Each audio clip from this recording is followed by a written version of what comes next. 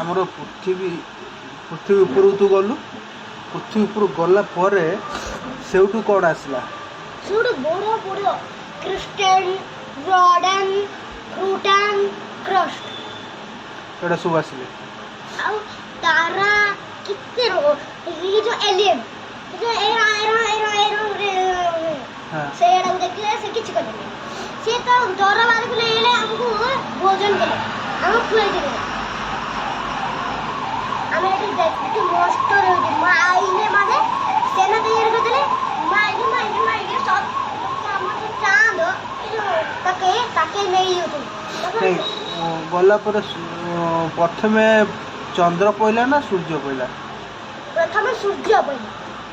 ପ୍ରଥମେ ସୂର୍ଯ୍ୟ ପଇଲା, ତାପରେ ଚନ୍ଦ୍ର ପଇଲା। ୱାଓ, ମାନେ ସୂର୍ଯ୍ୟ କେମିତି କ'ଣ ଦେଖିବାକୁ?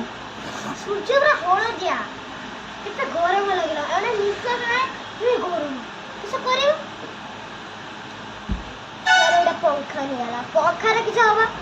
ସେଠି ତ ଟାୱାର ହିଁ ନାହିଁ, ଲାଇନ ବି ନାହିଁ, ଅଦୃଶ୍ୟ ଲାଇନ ଥାଏ ପାଣି ଅଛି। ମାନେ ଆମର ଫ୍ୟାନ୍ ଘୁରେଇଲେ ବି ଘୁରୁ ନଥିଲା। ଆଉ ଲାଇନ ଥିଲେ ବି କିସ କରେ? ମାନେ ସେଠି ଅଦୃଶ୍ୟ ଲାଇନ ଥାଏ ସେଇଥିପାଇଁ।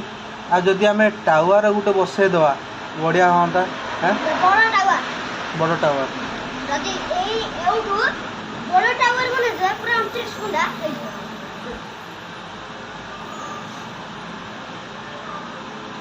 ଯଦି